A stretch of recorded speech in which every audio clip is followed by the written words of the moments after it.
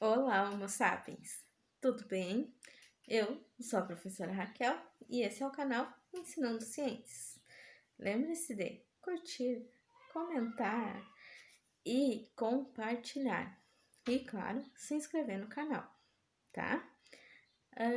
Hoje eu vim conversar um pouquinho sobre uma coisa chamada ciência aberta. Você já ouviu falar sobre isso? Não? Isso existe? Será? Bom, ciência aberta é um movimento mundial que está acontecendo. Então, a partir de vários cientistas. E é claro que esse movimento chegou ao Brasil. Aqui, o que eu poderia destacar como o primeiro movimento de ciência aberta é um grupo que existe no Brasil chamado Iniciativa Brasileira de Reprodutibilidade. Eu vou deixar o link na descrição do vídeo, se vocês quiserem acessar e ter mais informações, então, sobre esse grupo, tá? Qual que é a ideia, né, desse movimento mundial de ciência aberta? Primeiro, a gente lembrar que a ciência é um bem comum, né? Tudo que nós fazemos, produzimos hoje, então, como ciência, né? E aqui eu tô falando como seres humanos, é através de conhecimentos anteriores. Então, de alguma maneira, a gente se apoia em ombros de gigantes para ir além ou enxergar além, né? E alguns conhecimentos são considerados como se fossem patrimônio coletivo da humanidade. Então, quando a gente pensa em produção científica, de alguma maneira, nós precisamos lembrar que desde os primórdios, né, nossos como Homo sapiens, se o conhecimento, e aqui claro que eu não estou falando de conhecimento científico e pesquisa científica, mas se o conhecimento adquirido, né, não houvesse sido passado, digamos assim, de mãos em mãos, talvez a gente não estaria aqui como espécie, como pessoas.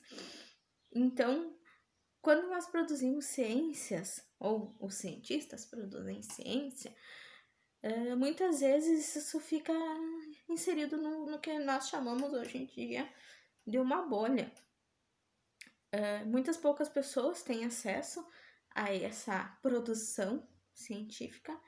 Algumas pessoas conseguem ter a compreensão dessa produção científica, mas muitas vezes esses dados não são abertos, essas informações não são totalmente deixadas, expostas, para que outras pessoas, qualquer pessoa, consiga acessá-las e talvez entendê-las, talvez se engajar com isso. Então, a ideia dessa ciência aberta é que tudo que você fizer, então, de produção científica ou de pesquisa científica, esteja exposto. Desde o seu caderno de campo, então, hoje já existem plataformas disponíveis para isso, e nós como educadores, como professores, quando fizemos trabalho de atividade de pesquisa no nosso dia a dia, e eu penso que nós temos muita pesquisa a ser feita no nosso dia a dia, é interessante que esses registros, esses cadernos de campo, eles sejam também, de alguma maneira, abertos, né? Bom, que plataforma poderia usar? Um simples Google Drive já dá conta de deixar isso aberto, né? Não precisa uma tecnologia mais avançada. É claro que existem plataformas específicas se você quiser acessar, né? Só dar uma pesquisadinha que você consegue, então, plataformas que possam funcionar como cadernos de campo. Mas eu penso que o Google Drive dá conta disso para nós professores e professoras. Por exemplo, quando formos trabalhar com pesquisa. E aqui no Brasil tem o Instituto Serra-Pilheira, então, que é uma instituição privada que financia a pesquisa, que traz consigo, então, que é uma das suas linhas, né, que o que é produzido ou o que eles financiam seja de alguma maneira uma ciência aberta. Então, é uma primeira iniciativa dentro do país também. Cabe destacar aqui que a fundação do Bill e da Melinda Gates também é uma fundação que financia ciência aberta. Então, para vocês verificarem que esse movimento ele não é um movimento só nosso, é um movimento mundial, né? Eu não sei se ainda tem disponível na Netflix, mas tem um documentário sobre o Bill Gates, em que ele fala sobre a formação, conta um pouco da história dele, e fala também sobre a formação, né, dessa fundação dele. Então, é bem interessante se vocês tiverem tempo para assistir.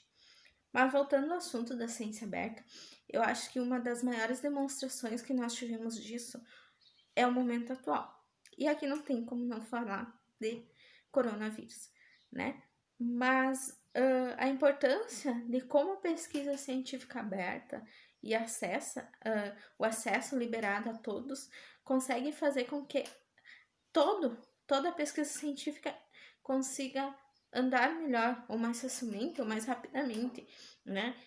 Provavelmente a gente logo vai ter uma vacina. E isso se deve à abertura das pesquisas que foram feitas acerca do coronavírus.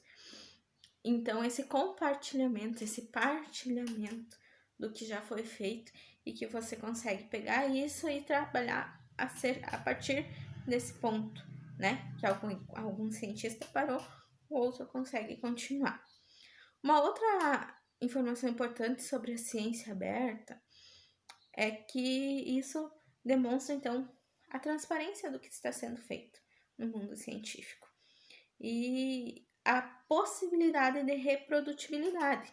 Significa que alguém no Brasil aqui que está pesquisando sobre a composição química de alguma coisa vai mostrar essas pesquisas e outro cientista em outro lugar do mundo vai ter acesso a isso e vai conseguir fazer, executar da mesma maneira, né? Em função de ter acesso a esses parâmetros e vai poder ou não chegar ao mesmo resultado desse pesquisador aqui no Brasil. E isso é de extrema importância, porque quando nós temos produção científica e nós não conseguimos, né, ou os outros cientistas não conseguem reproduzir e chegar aos mesmos resultados, isso algumas vezes gera desconfiança. Desconfiança na própria ciência, né? Ou naquele conhecimento construído como científico. Então, quando as coisas ficam claras ou ficam abertas, é muito mais fácil de compreender o que está sendo feito. E quando é compreendido o que está sendo feito, é muito mais fácil de engajar as pessoas. Por exemplo, quando eu tenho uma ciência aberta, que divulga todos os passos no momento que estão sendo feitos, que demonstra todos os resultados e a maneira como eles foram obtidos, eu como cidadã comum, que não sou cientista, posso ter acesso a isso, posso me interessar por isso e posso me engajar com isso. Inclusive fornecendo muitas vezes dados para essa pesquisa científica quando for uma pesquisa que exige que o cidadão comum participe, né? Então, é uma forma de ligar esses elos que, de alguma maneira, estão tão distantes no momento atual, que a ciência parece que está lá num lugarzinho e o cidadão comum, ele está no outro lugarzinho. E parece que essas duas coisas não conseguem se ligar. Apesar do conhecimento científico ser aplicado em várias coisas, instrumentos e equipamentos no nosso dia a dia, mas o cidadão comum não consegue perceber que esse conhecimento científico lá, do cientista que está lá no laboratório trabalhando, chega até ele. Então, sim, eu penso que ter uma ciência aberta, em que o que está sendo feito está exposto, facilita isso. Eu acredito muito nisso.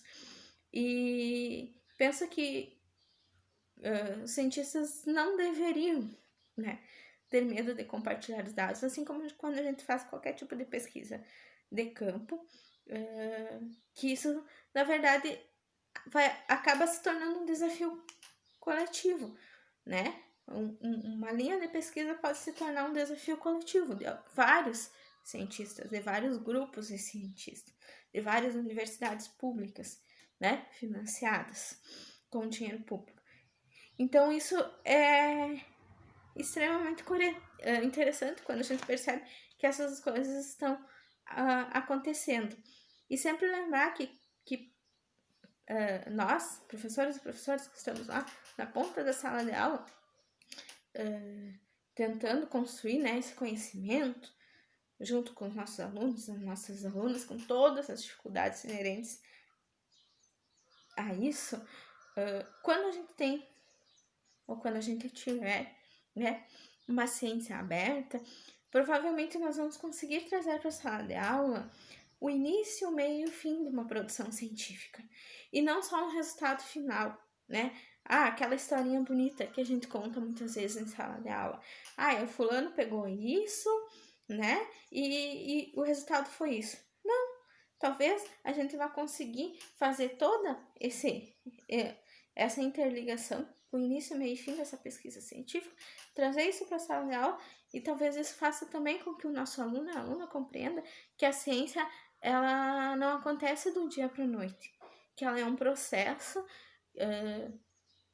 inserido em várias, construído por várias pessoas, por vários grupos e que leva muitos anos às vezes para ser construído.